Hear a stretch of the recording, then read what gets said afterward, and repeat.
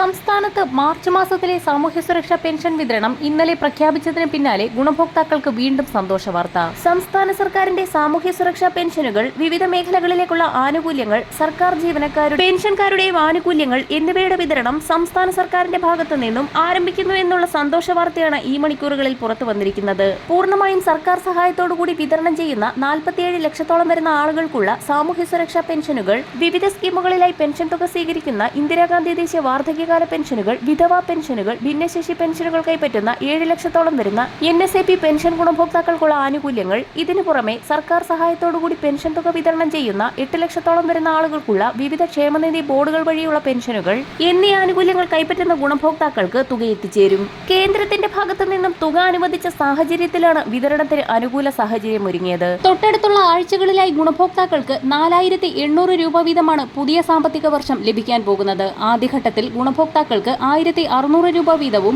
പിന്നീട് ഒരു ഗഡു കുടിശ്ശികയും ചേർത്ത് 3200 രൂപ വീതവും എത്തിച്ചേരുമെന്ന് ധനവകുപ്പ് വ്യക്തമാക്കി. തിങ്കളാഴ്ച മുതലാണ് വിവിധ ക്ഷേമ പെൻഷനുകളുടെ വിതരണം സംസ്ഥാനത്ത് ആരംഭിക്കുന്നത്. ആദ്യഘട്ടത്തിൽ വിതരണം ആരംഭിക്കുന്നത് കെട്ടിട നിർമ്മാണ തൊഴിലാളി ക്ഷേമനിധി പെൻഷനാണ്.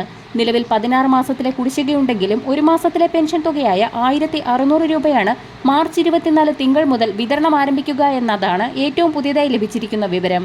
ഇത് കഴിഞ്ഞ് വരുന്നത് സാമൂഹ്യ സുരക്ഷാ പെൻഷനുകളും ഇതോടൊപ്പം തന്നെ പൂർണ്ണമായും സംസ്ഥാന സർക്കാരിന്റെ സാമ്പത്തിക സഹായം കൊണ്ട് ക്ഷേമനിധി പെൻഷൻ നൽകുന്ന 16 ക്ഷേമനിധി ബോർഡുകൾ പെൻഷൻ ഗുണഭോക്താക്കൾക്കുള്ള തുക വിതരണവുമാണ്. ഇതിനായി ചൊവ്വാഴ്ച സംസ്ഥാന സർക്കാർ റിസർവ് ബാങ്ക് വഴി കടമെടുക്കുന്നുണ്ട്. ഇതോടൊപ്പം തന്നെ സഹകരണ ബാങ്കുകളുടെ കൺസോർഷ്യത്തിൽ നിന്നും 1000 കോടി രൂപ വായ്പ എടുക്കാനും ശ്രമിക്കുന്നുണ്ട്. മാർച്ച് മാസത്തിൽ ആദ്യഘട്ടമെന്നോണം വ്യാഴാഴ്ച മുതൽ ഗുണഭോക്താക്കൾക്ക് പെൻഷൻ ലഭിച്ചു തുടങ്ങും. 26 ലക്ഷത്തിലേറെ പേർക്ക് ബാങ്ക് അക്കൗണ്ടിൽ തുകയെത്തും.